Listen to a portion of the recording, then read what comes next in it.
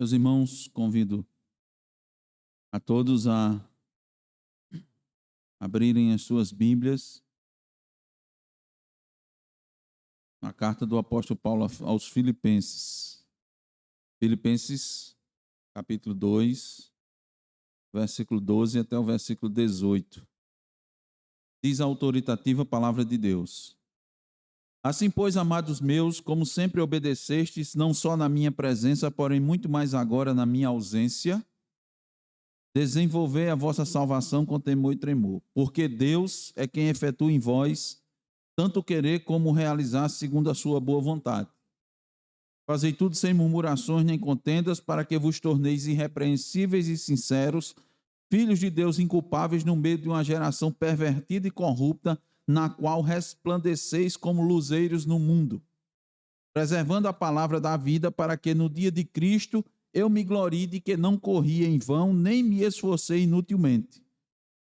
Entretanto, mesmo que seja eu oferecido por libação sobre o sacrifício e serviço da vossa fé, alegro-me e com todos vós me congratulo. Assim, vós também, pela mesma razão, alegrai-vos e congratulai-vos comigo. Amém. Vamos orar, irmãos. Senhor Deus, Deus bendito, nos assiste nesse momento da pregação da tua palavra, Senhor. Como cantamos, ó Deus, como lemos, com temor e tremor, Senhor. Senhor, se digne nessa noite em nos falar, e por isso te pedimos, Senhor, humildemente, que o Senhor nos use nesse momento. Estejamos debaixo da condução, Senhor, do teu Espírito. Esta é uma das obras do Espírito Santo. Nós cremos, ó Deus, piamente, fielmente, porque nós dependemos, ó Deus, completamente de Ti, do Teu Espírito, do Teu Filho, para que possamos viver aqui, Senhor, de forma agradável, viver como santos, como salvos, como eleitos, viver, Senhor, no meio de uma geração pervertida e corrupta, como luzeiros, como um farol que brilha, Senhor, na escuridão e alumia e dirige, e direciona, Senhor, o caminho dos navegantes. Para isso, Senhor, precisamos da Tua palavra. Para isso, Senhor, precisamos completamente de Ti. A Tua palavra, do Teu Filho, do Teu Espírito, da Tua assistência, da Tua direção, do Teu cuidado, da Tua correção, disciplina, do Teu amor. Sem Ti, Senhor, nada podemos fazer. Estamos aqui, Senhor. Concede, Senhor, que sejamos fiéis na pregação. Concede também, Senhor, que concede ouvidos fiéis, Senhor, para quem ouve, coração, Senhor, disposto a ouvir a Tua voz. Pés dispostos a seguir, Senhor, os Teus caminhos. No nome de Jesus nós te pedimos. Amém. Meus irmãos, esse ponto aqui da epístola que Paulo escreveu aos Filipenses, ele está mostrando uma coisa muito importante a esses irmãos. Um assunto de extrema relevância para a igreja.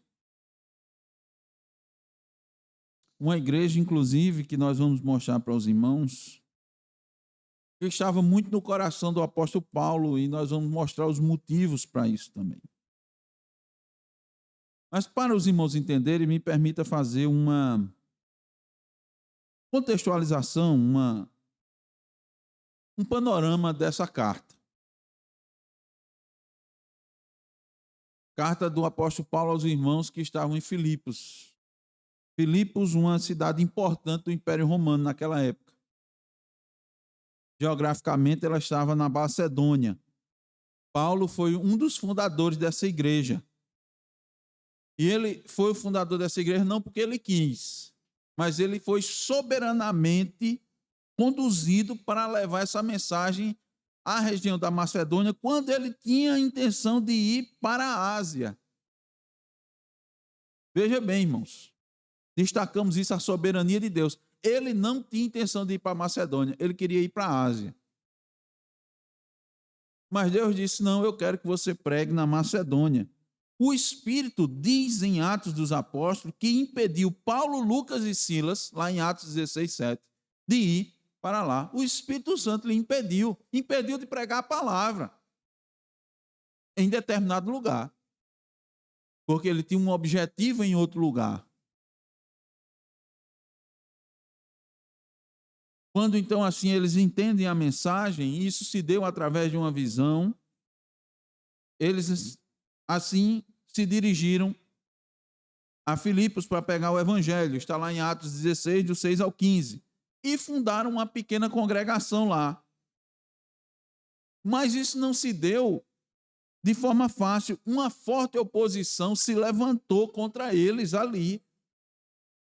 Mas, irmãos, pela graça de Deus, essa congregação se desenvolveu, cresceu, se fortaleceu, tornou uma congregação muito frutífera, inclusive cooperadora do evangelho, porque ela começou a sustentar também o apóstolo Paulo, a ponto de Paulo lhes escrever essa epístola. O objetivo principal dessa epístola é agradecer aquilo que Paulo tinha recebido das mãos de Epafrodito, vindo da parte dos irmãos. Está lá no capítulo 4, 18 de Filipenses. Paulo, no início dessa carta, ele procura tranquilizar esses irmãos, os alegrar. É chamado a carta da alegria, o evangelho da alegria. Filipenses. É assim considerado. Paulo procura fazer isso com aqueles irmãos porque Paulo estava preso. E aqueles irmãos estavam muito tristes porque estavam vendo, evidentemente, aquele que tanto ama, tanto amou, que fundou essa igreja, preso, aprisionado. Mas Paulo está dizendo que, inclusive, sua prisão foi proveito para o evangelho. De que forma? Ele mostra àqueles irmãos que o evangelho, irmãos, Paulo podia estar preso, mas o evangelho não estava preso. Deus usa seus meios, suas maneiras, inclusive impensáveis. Ora, o que é que a gente poderia pensar? Seria melhor para o evangelho Paulo preso ou Paulo solto? Evidentemente, apóstolo Paulo solto. Mas Deus tem um objetivo com a prisão de Paulo. E veja, por meio da prisão de Paulo, a guarda pretoriana, responsável pela sua segurança, passou a ouvir o evangelho e espalhou a notícia. Está lá no capítulo 1, versículo 13. Muitos irmãos passaram a pregar e testemunhar com mais ousadia, observando o exemplo do apóstolo Paulo. Viu que Paulo estava sofrendo na prisão, estava preso, mas mesmo assim não estava limitado. E continuava assim, pregando o evangelho de onde estava. E no final do capítulo 1, ele exorta a todos a perseverarem nesse mesmo espírito. E é um texto que nós gostamos muito. Eu gostaria que os irmãos atentassem para ele, porque ele diz assim àqueles irmãos: meus irmãos, foi-lhe concedido a graça de não apenas crer em Cristo, mas também de padecer por Cristo. Foi-nos concedido a todos os cristãos a graça de não só crer, mas de padecer por Cristo. Filipenses 1, 29. Paulo toma Cristo como exemplo no início do capítulo 2, um exemplo de humildade que todos os crentes deveriam seguir, todos aqueles que foram alcançados pela graça salvadora. Deveria seguir o exemplo da humildade de Cristo Jesus, que não considerou a sua posição e se humilhou e desceu, deixou a sua divindade, encarnou, veio habitar com os pecadores, veio padecer com os pecadores e pelos pecadores até a morte. Então, Cristo é o maior exemplo daqueles que foram alcançados pela graça de Deus. E quem é alvo da graça de Deus tem uma grande responsabilidade. Que responsabilidade é essa? Desenvolver a sua salvação. Desenvolver aquilo que ele recebeu gratuitamente do Senhor. Por isso, o título do nosso sermão é esse: a responsabilidade do crente no desenvolvimento da sua salvação. Eu quero trazer para os irmãos nessa oportunidade 4 lições de como o crente deve desenvolver sua salvação. A primeira delas é com temor e tremor. Vamos ler novamente o versículo 12? Assim, pois, amados meus, como sempre obedecestes, não só na minha presença, porém muito mais agora na minha ausência, desenvolvei a vossa salvação com temor e tremor. Paulo escreveu essa carta aproximadamente 10 anos depois que fundou essa igreja. E nós observamos que a linguagem que ele utiliza nessa carta é muito pessoal, muito afetiva. Ele fundou essa igreja não com facilidades, como dissemos aos irmãos, mas com lágrimas e açoites. Foi assim que os filipenses receberam Paulo e Silas. Por quê? Porque foi-lhes tirada a fonte de lucro, uma jovem possessa de espírito adivinhador. E Paulo libertou essa jovem e eles perderam a fonte de lucro deles. Eles se revoltaram. Mas Paulo também gozou de muita alegria entre aqueles irmãos e a lembrança daqueles irmãos fazia Paulo jubilar mesmo que tivesse preso. Porque Paulo via a graça de Deus na vida daqueles irmãos. Agora, Paulo exorta esses irmãos para praticarem o evangelho, tendo Cristo como modelo.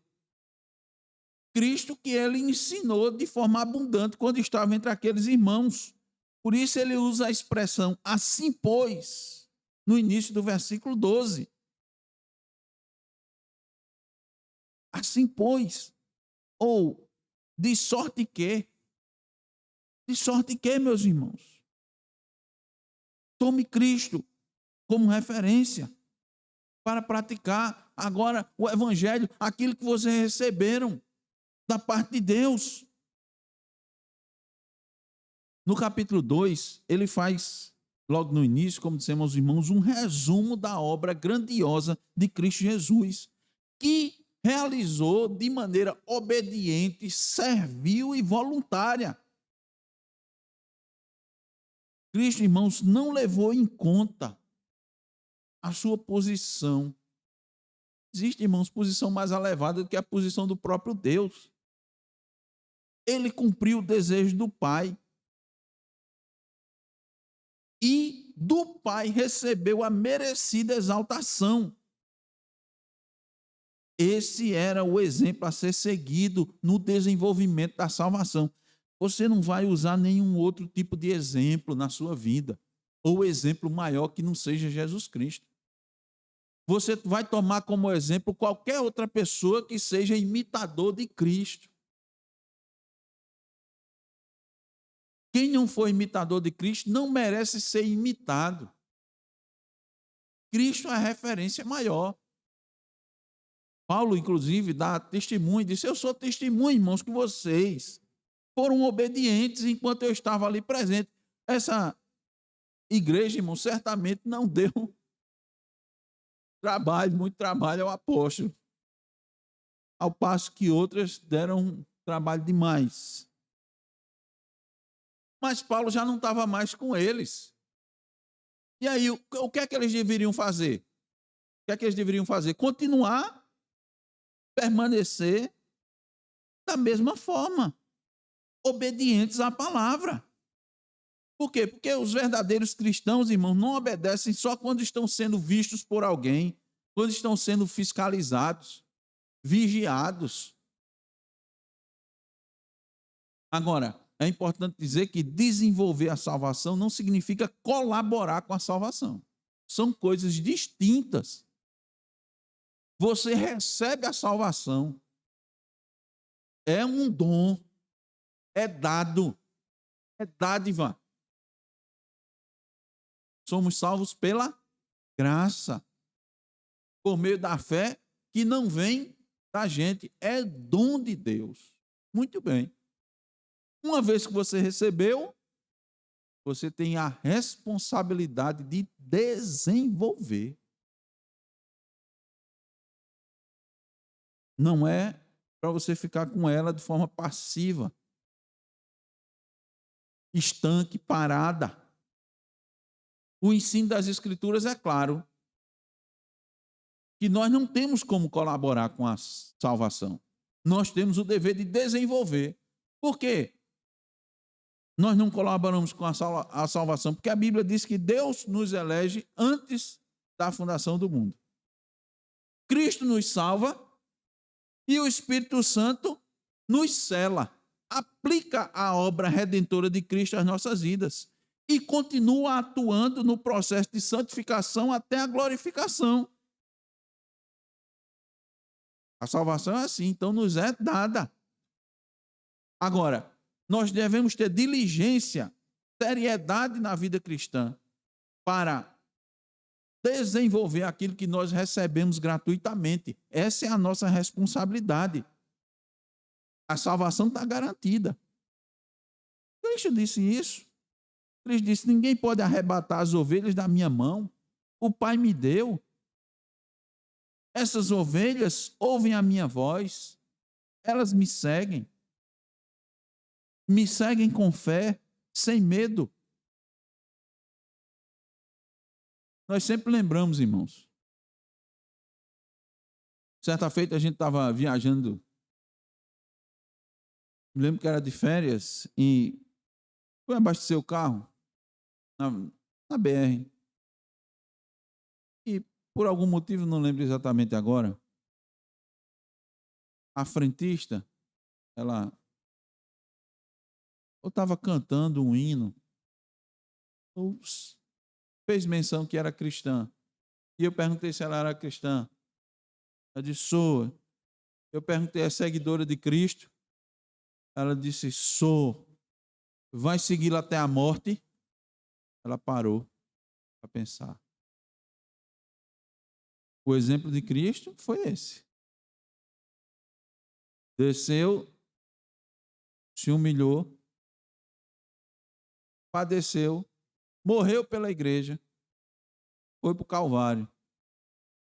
Depois foi glorificado. O cristão segue o exemplo de Cristo, sem medo. Paulo diz que por amor dele somos entregues à morte o dia todo. Aqueles que seguem a Cristo caminham para a cruz, porque esse foi o caminho que Cristo trilhou, não foi? Não foi para a cruz?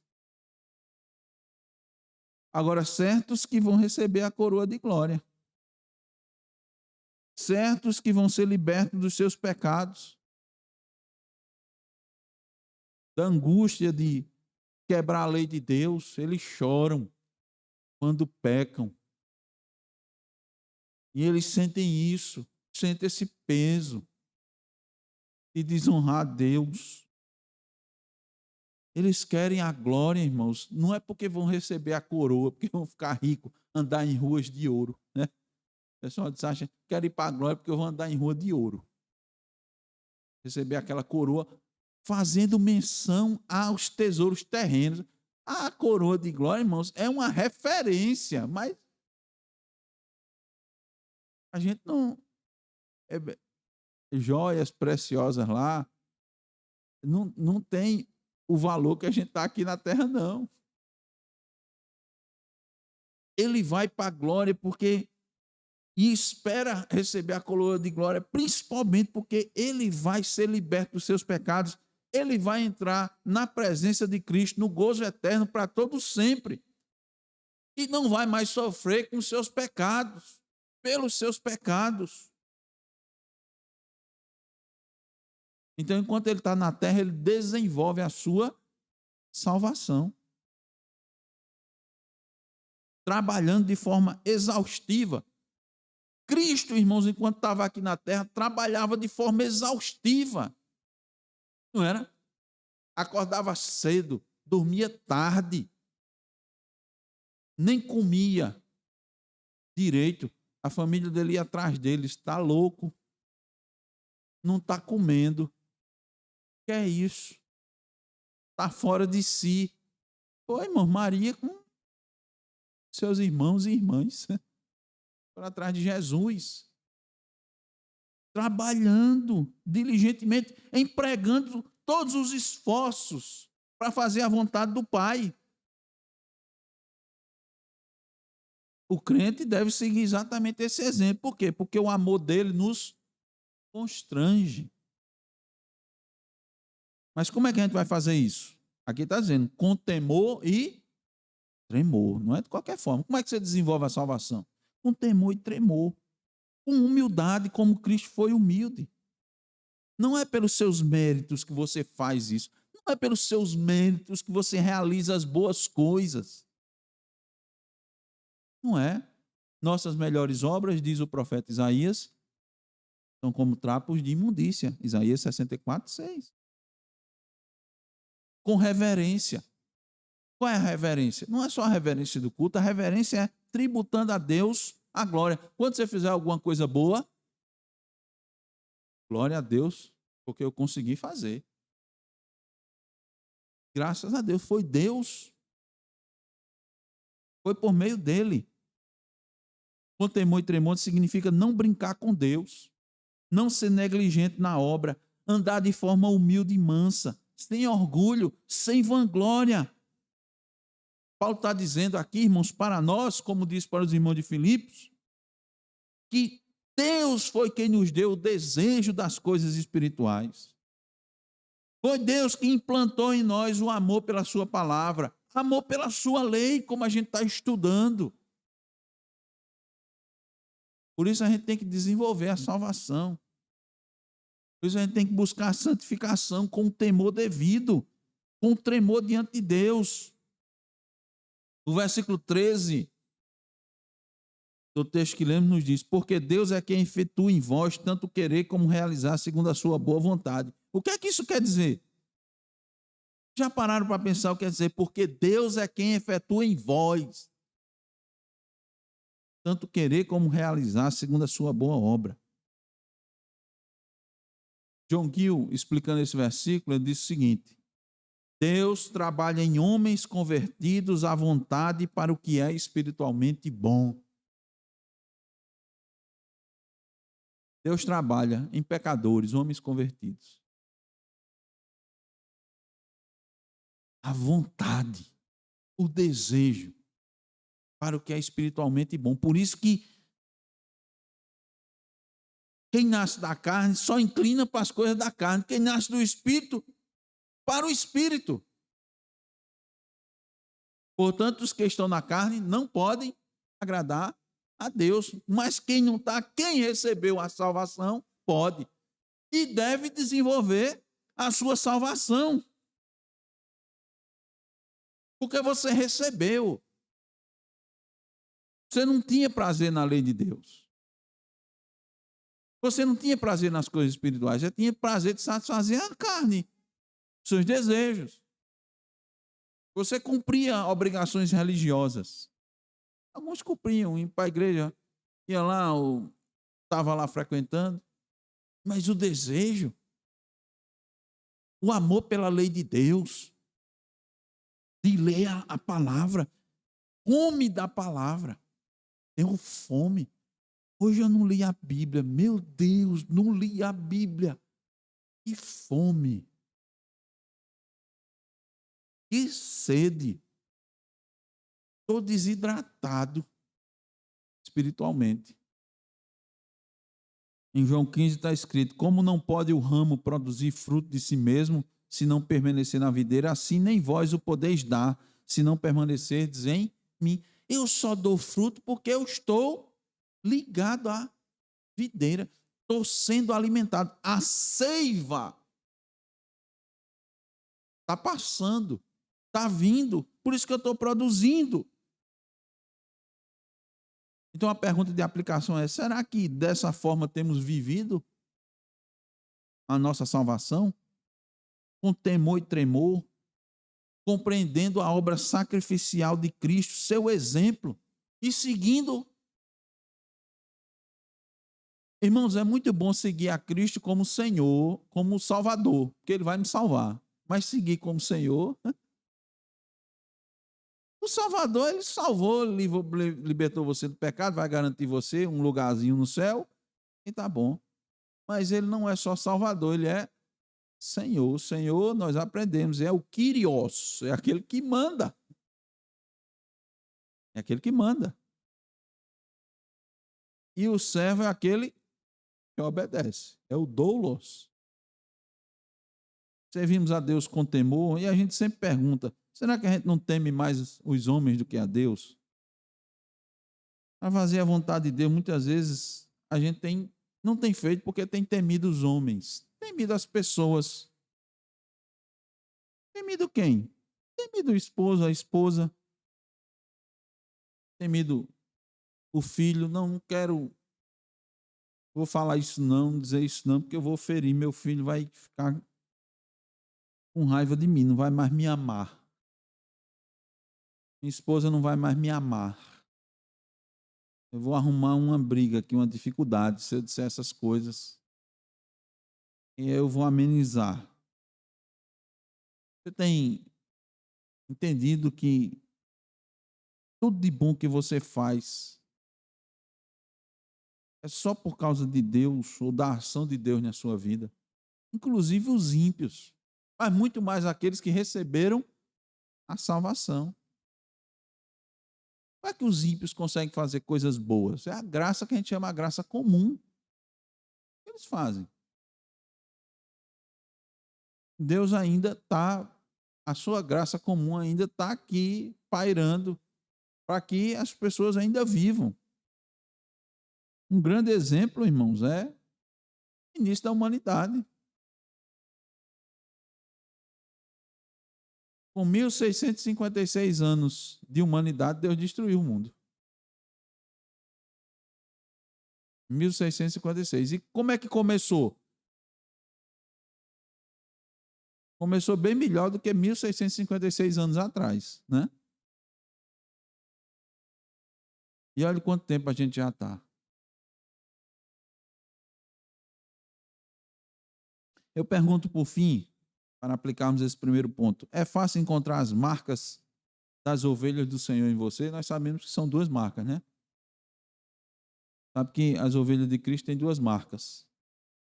Os animais, normalmente, os donos só fazem uma marca, né? Dá uma ferrada, só dá uma. Mas a ovelha de Cristo tem duas marcas. Uma na orelha, outra no pé. Ouvem a minha voz e me seguem. Essa é a primeira lição, irmãos. Devemos desenvolver a nossa salvação com temor e tremor. Em segundo lugar, preservando a Cristo.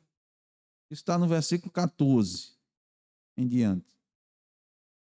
Versículo 14. Fazei tudo sem murmurações nem contendas. Interessante, né, irmãos? Como a murmuração é algo presente no seio do povo de Deus. Vamos tratar um pouco mais sobre isso. Falamos na parte da manhã. Tratar um pouco mais. Porque as mais conhecidas murmurações ocorreram exatamente no início da caminhada do povo no deserto. Logo quando foram libertos. Ora, logo depois da libertação, irmão, não era para ter murmuração, era para ter alegria, gratidão. Deus deixou, irmãos, o povo, o tempo de Deus é magnífico, é fantástico.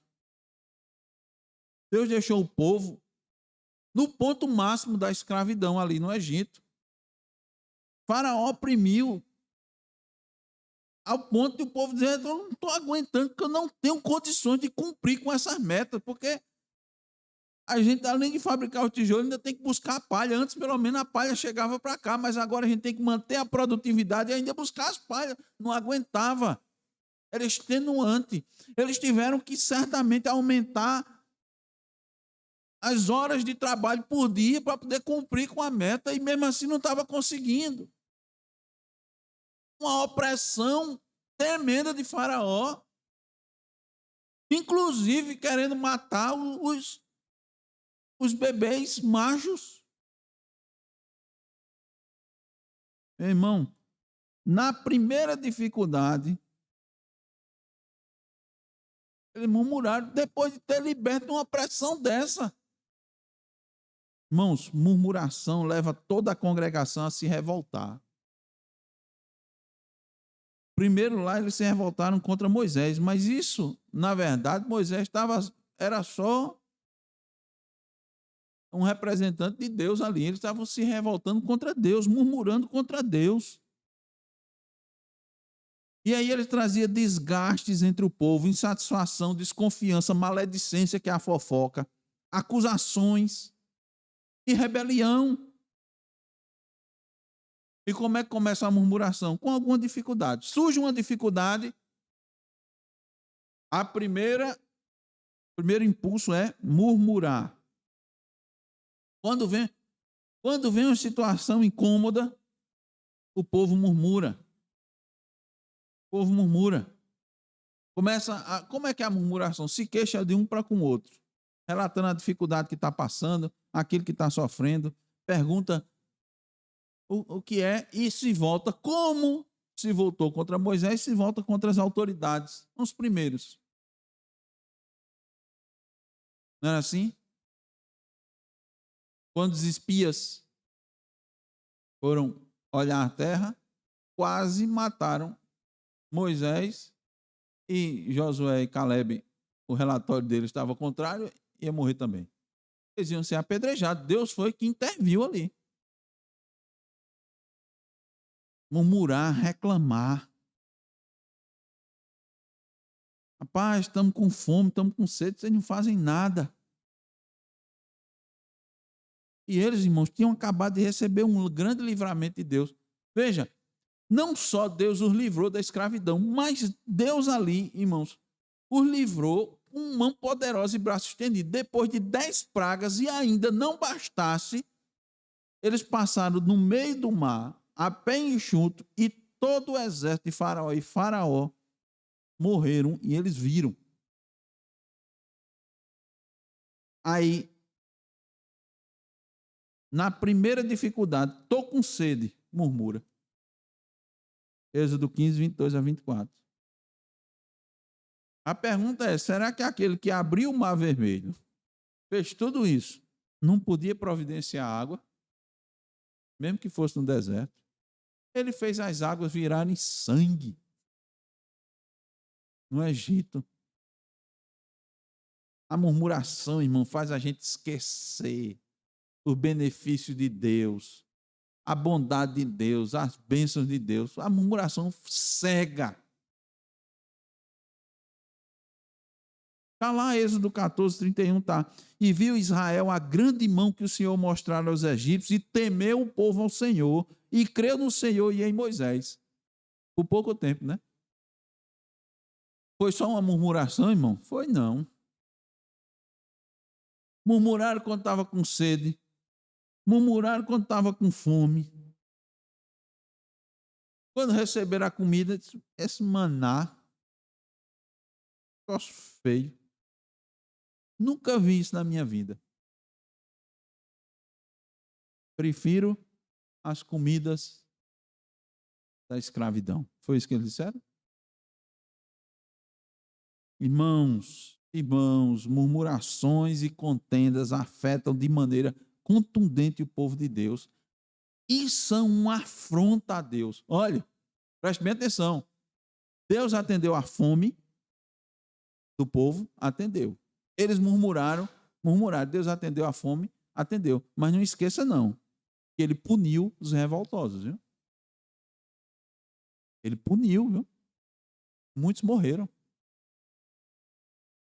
É tão de um jeito, irmãos, abram as suas Bíblias, 1 Coríntios capítulo 10, que isso ficou de exemplo para a igreja.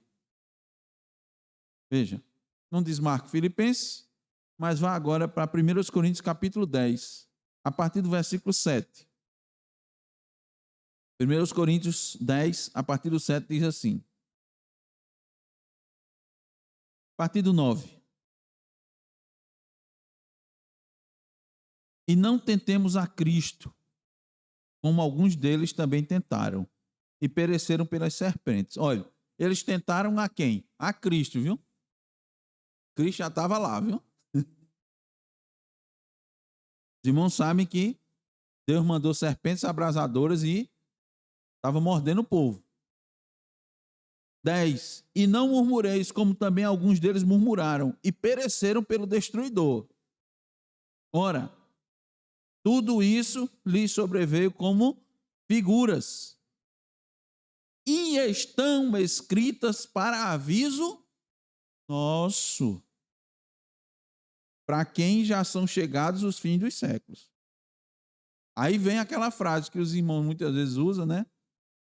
Esse é o contexto. Aquele, pois, que cuida está em pé, olhe, não cai. O contexto é esse. O contexto da reclamação, da murmuração.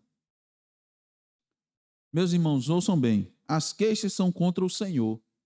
As murmurações recaem sobre Deus, como temos aprendido no terceiro mandamento. Elas atentam contra Deus, o Deus da providência. E as murmurações dividem o corpo de Cristo. A responsabilidade do crente é preservar a Cristo. É preservar o corpo de Cristo. É preservar a igreja. Essa é a responsabilidade que está aqui posta. Por isso, fazer tudo sem murmuração nem contenda. Com quem você vai contender? Quem está dizendo para contender com o povo do mundo? Para contender com o povo de Deus. A mensagem é para o povo de Deus. Todos os assuntos, irmãos, da igreja relacionados com o culto público, os assuntos privados, as participações nas reuniões das igrejas, o que diz respeito à disciplina, às leis de Deus, todas as coisas, tudo deve ser feito sem murmuração nem contenda. O que se faz para a casa de Deus precisa ser feito sem disputa, sem ciúme, sem estrelismo. Não importa quem faz. Olha o versículo 15, a parte A. Para que vos torneis irrepreensíveis e sinceros, filhos de Deus inculpáveis, no meio de uma geração pervertida e corrupta. Paulo está dizendo que nós somos chamados para ser um exemplo. Nossa conduta deve ser irretocável. Diante dos homens, nosso agir deve ser sem dolo, com pureza, sinceros, que é bem diferente do que encontramos no mundo. E Paulo usa uma expressão que parece uma contradição. Para que vos torneis. Aí eu pergunto, já não eram filhos de Deus? Por que é que Paulo fica dizendo assim, para que vos torneis? O sentido é exatamente esse. O sentido que Paulo está dizendo é para que você desenvolva a sua salvação. A condição, irmãos, de salvo não é o fim. Não é o fim. A regeneração é seguida pela santificação, sem a qual ninguém verá o Senhor. Hebreus 12, 14.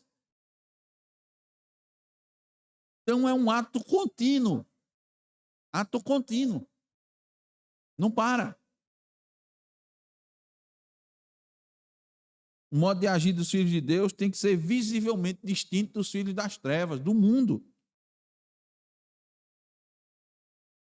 Quando é que ele vai ser irrepreensível? Quando ele agir sem reclamar, sem contender, se submetendo à providência de Deus na sua vida. Aí vai mostrar isso. Unidade, comunhão, fazer fraterno, fortalecendo a igreja, glorificando a Deus, preservando a Cristo. Preservar a Cristo é preservar o corpo de Cristo. Então veja, irmãos, Paulo nos dá o exemplo do povo de Israel na antiga aliança. Por quê? Porque a murmuração não diz respeito só ao povo, afeta a todos nós. Paulo advertiu aos irmãos de Filipos, advertiu os irmãos de Coríntios e adverte a nós também. Temos tido essa prática de murmurar, contender, reclamar, ficar insatisfeitos. Satisfeito com o que você tem, com a sua vida, querendo mais de Deus, achando que merece uma vida melhor do que tem. Tem mais um pouquinho, né? Fulano tem, Cicrano tem. Muitas vezes olhando até para o povo do mundo, fazendo essa comparação. Podíamos ser assim, ser assado, está melhor aqui, está melhor assim. Junto com a murmuração, normalmente vem a contenda, a disputa, o litígio, a provocação, a luta. Normalmente é isso. Foi isso que aconteceu lá também com Corá, Datã e Abirão. Foi. E arrebanhou 250. Irmãos, a maneira que o crente deve desenvolver a sua salvação é preservando a Cristo. Primeiro, com temor e tremor. Segundo, preservando a Cristo. Em terceiro, preservando a palavra da vida. Olha, versículo 16 do nosso texto. Vamos ler? Preservando a palavra da vida. Preservar, a palavra no original ali de preservar significa segurando firme. Segurando com firmeza a palavra da vida, para que no dia de Cristo eu me glorie de que não corri em vão, nem me esforcei inutilmente. Nós lutamos, irmãos, para viver em santidade e unidade, para que possamos firmemente sustentar a palavra da vida. Veja, sempre aqui, a responsabilidade é nossa. A responsabilidade por desenvolver a salvação é nossa. A responsabilidade por preservar a Cristo é nossa. É sempre nossa. Só se desenvolve a salvação preservando a palavra, vivendo de modo irrepreensível, com a vida pura, sem mistura, uma vida íntegra, lutando pela sã doutrina.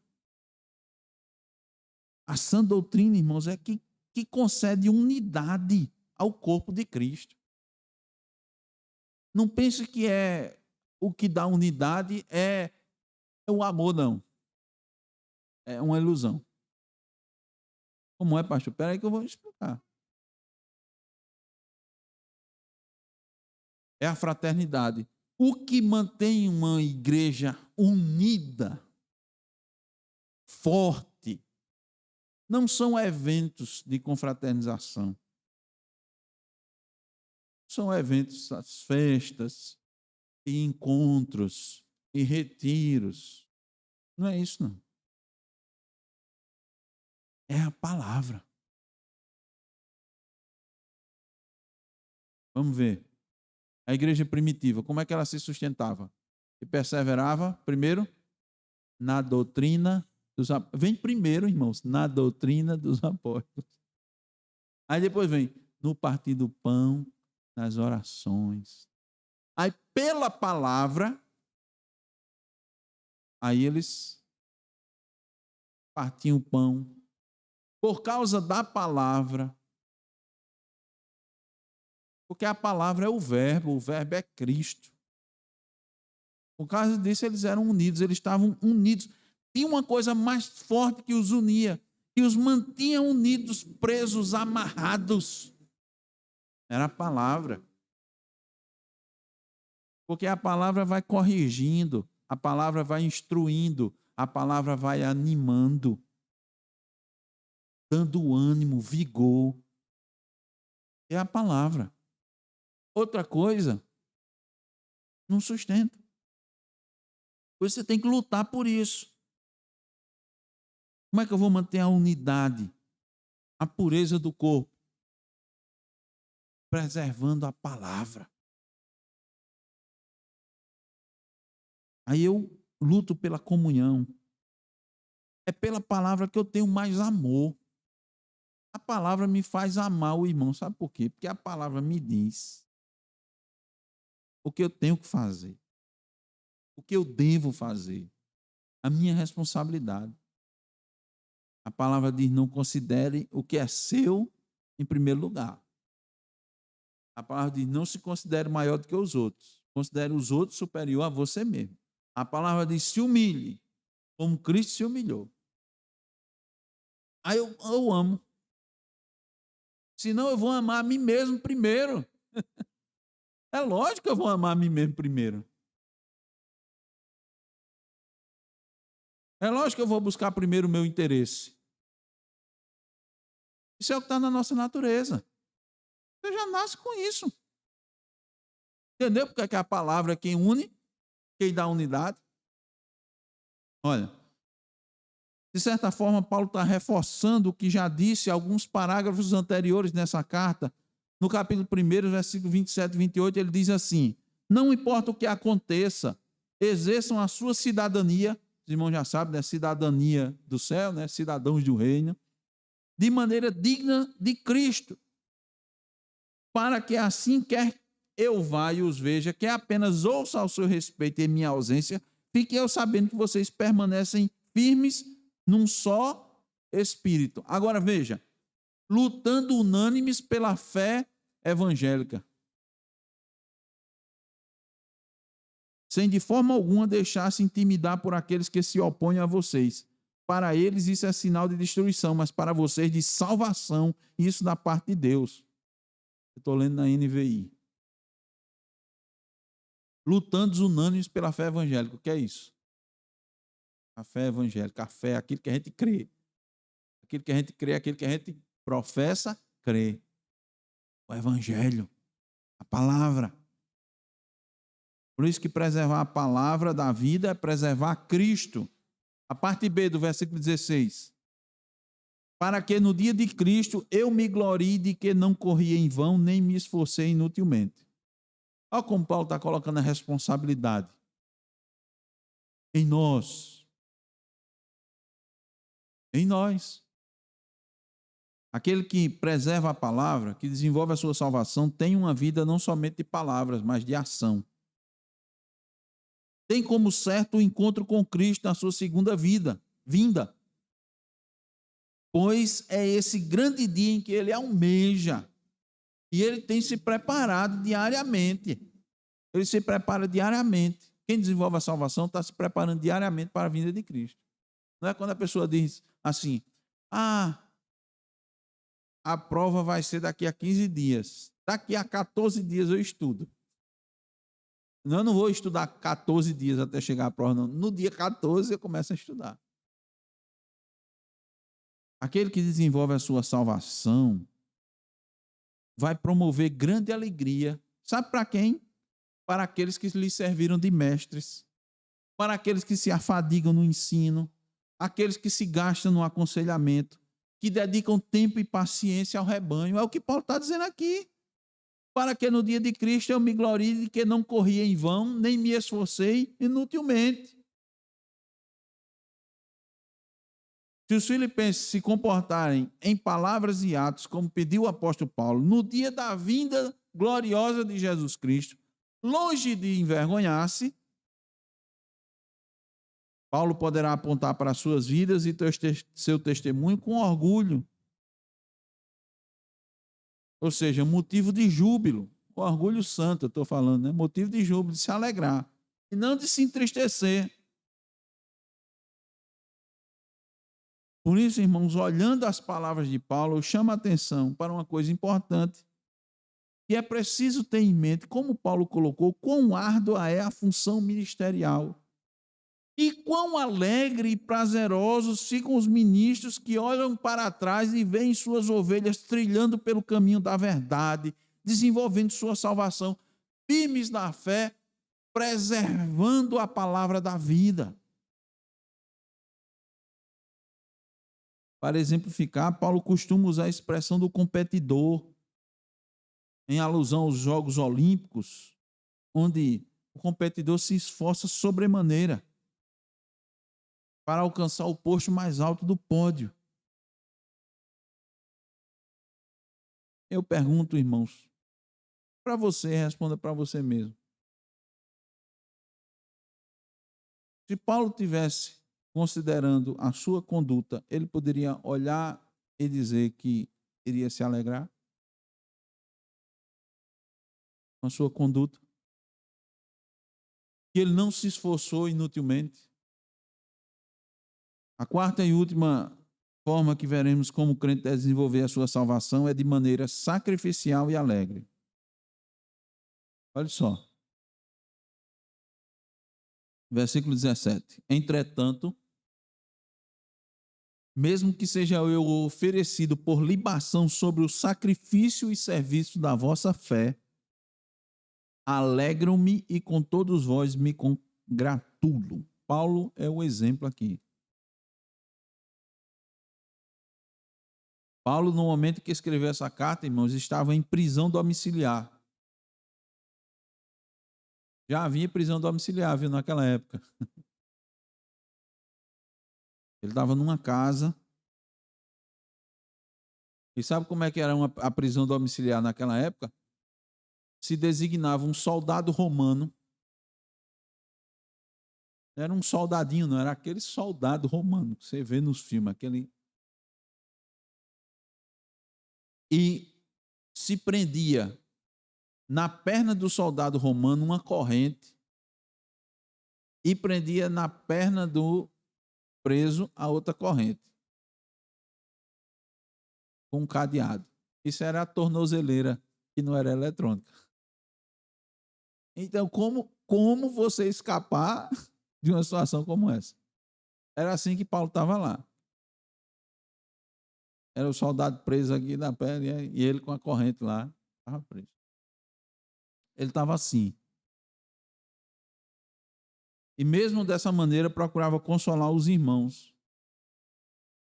E mesmo nessa situação,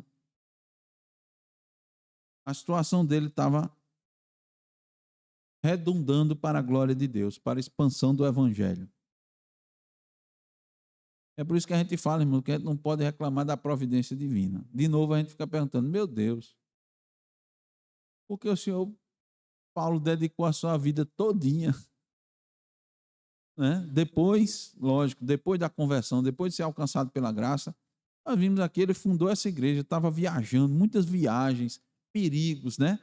Açoites, apedrejamento, quase morte.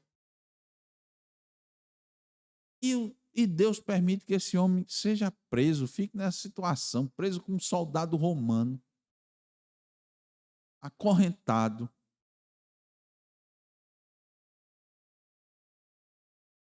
Paulo está dizendo, irmãos, olhe para cá.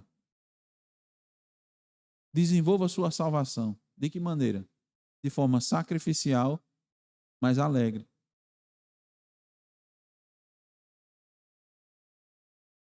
Ali, irmãos, Paulo, como era prisão domiciliar, ele recebia visitas, era permitido receber visitas, receber as pessoas. E ele pregava, ele orava, ele instruía. E os soldados ouviam tudo. E evidentemente que você tinha uma escala de soldados, né? Soldados especiais da guarda pretoriana. E eles ficavam ouvindo e vendo tudo aquilo, irmãos. Eles sabiam que Paulo estava preso, não porque cometeu algum outro crime digno daquele tipo de prisão, mas porque ele estava pregando o evangelho. Paulo, os soldados estavam vendo como Paulo estava agindo para com aquelas pessoas que estavam visitando ele, ouvindo seus ensinamentos. Talvez no início podiam até ter ignorado, mas certamente foram testemunhando o motivo da prisão de Paulo. Aquele homem não é um assassino. Eles ficavam olhando, esse homem não é um assassino. Esse homem não é um ladrão. Paulo passou por Festo, por Agripa, foi questionado, né? Esse homem não nada, e os judeus acusando, levantando falsas testemunhas, até fizeram juramento de não comer nem beber até que Paulo morresse. Ele disse, ele não pode, ele não tem nada, ele não tem nada. E os soldados estavam vendo isso. Esse homem está preso só porque prega a Cristo. E o que é que ele está pregando? Eles prestavam atenção nas pregações. E essa mensagem, irmãos, ia circulando.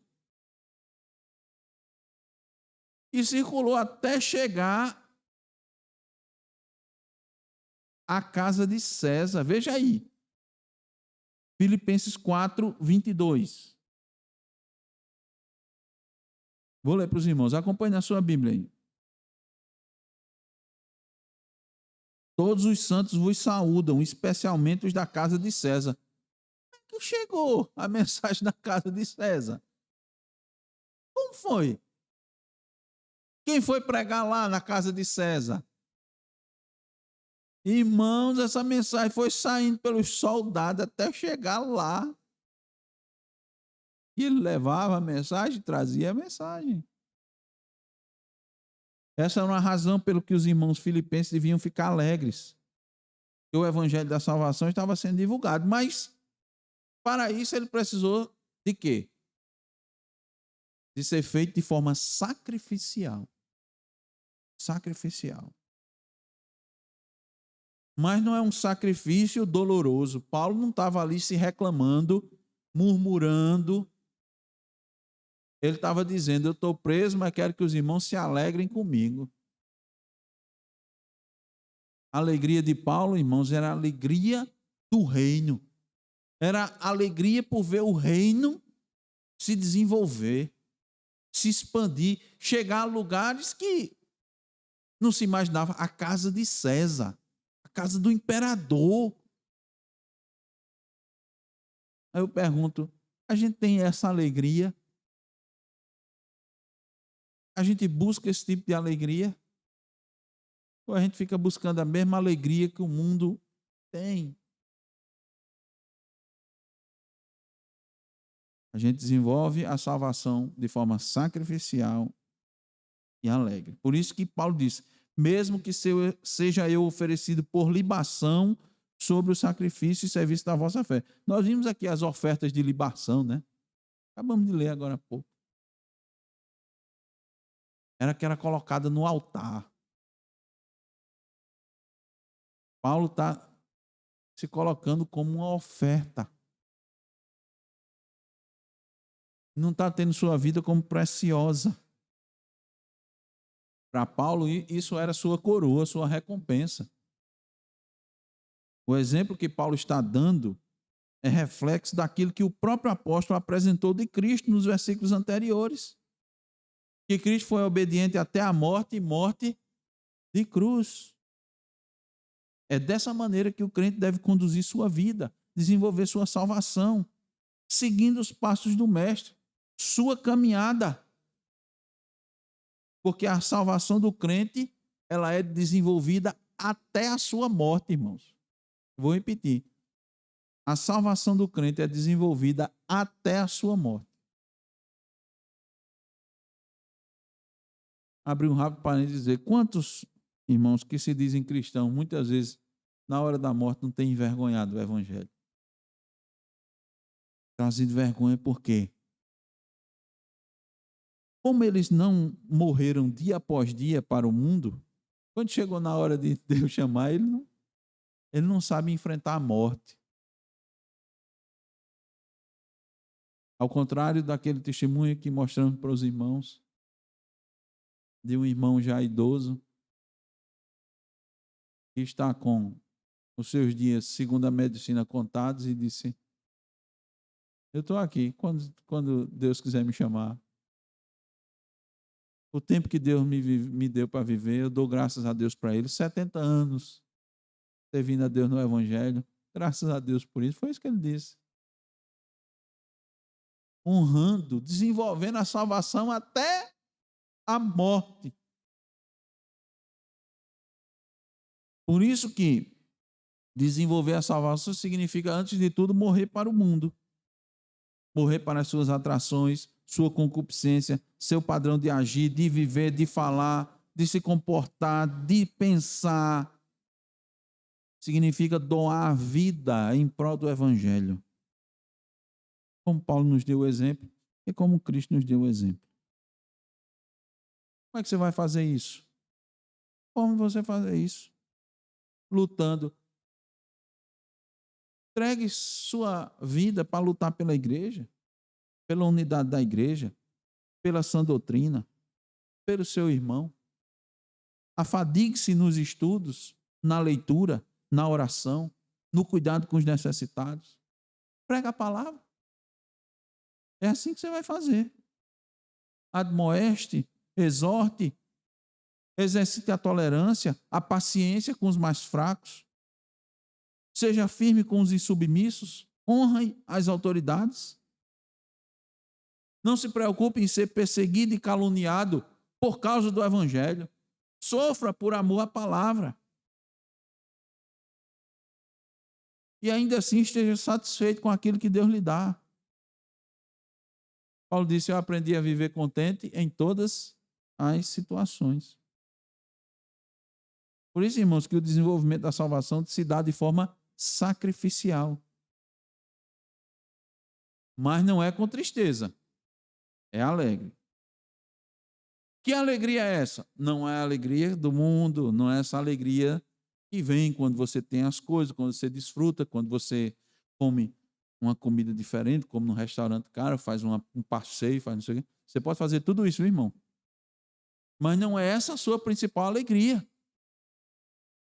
Esse não é o fundamento da sua alegria. Você não fica só alegre quando tem essas coisas. Foi isso que Paulo disse. Você se alegra em ver sua vida sendo recebida como uma oferta agradável ao Senhor? Mesmo que você seja o elemento mais simples da oferenda? Você se alegra ao contribuir com o fortalecimento da fé dos seus irmãos? Você busca essa alegria? Ó Senhor, me alegro porque o Senhor tem me usado para fortalecer os meus irmãos. Meu irmão estava fraco. Meu irmão estava caminhando por caminhos tortuosos. Eu estava percebendo. Ele estava tomando atitudes. Eu estava percebendo, Senhor, pela palavra, que ele não estava indo bem. Ele estava tendo alguns comportamentos. E o Senhor me usou para isso. Eu me alegro. Essa é a alegria do apóstolo Paulo, irmãos. Eu estou aqui preso, irmão, mas o evangelho está se expandindo. Então eu tenho que me alegrar, não tenho que me olhar para a prisão. Eu tenho um motivo mais de me alegrar. É outra visão, irmãos. É visão do reino, entendeu? A visão do mundo é dizer: mas rapaz, você está aí. Você serviu a Deus, rapaz, tanto tempo. Olha, depois de crente, só fez servir a Deus e agora está numa prisão. É. E aí? Tu é alegre. Tu está alegre? Estou alegre.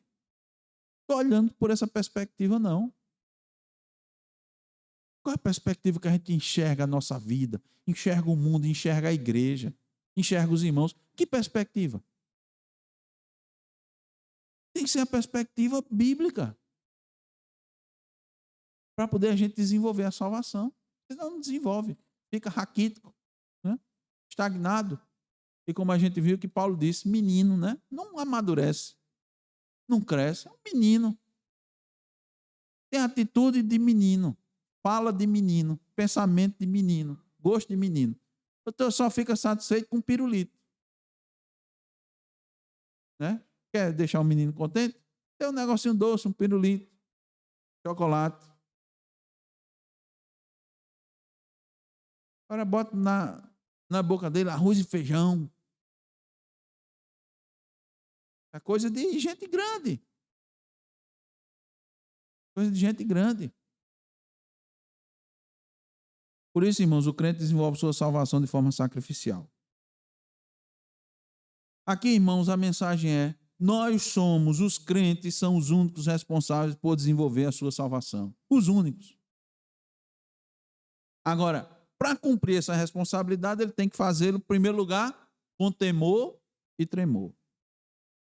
Com sinceridade, unidade de propósito, reverência e respeito. Com temor de ofender a Deus. Com humildade. Em segundo lugar, preservando a Cristo. Preservando a unidade. Como é que eu preservo a unidade? Fazendo tudo sem murmuração nem contenda. Obedecendo aos mandamentos de boa vontade. Sem nos rebelarmos contra a palavra de Deus. Sem estarmos nos queixando contra Deus. Descontentes com Deus. Em terceiro lugar, preservando a palavra, vivendo como luzeiros no mundo, buscando a unidade da igreja, lutando por uma vida santa para sustentar a palavra da vida. E por último, de forma sacrificial e alegre. Uma vida e uma conduta cristã que sejam o fruto da fé. A fé que se manifesta em meio à prova, em meio à perseguição. E a gente é alegre por estar sofrendo pelo Evangelho. Cumpramos, pois, irmãos, com nossa responsabilidade. Amém.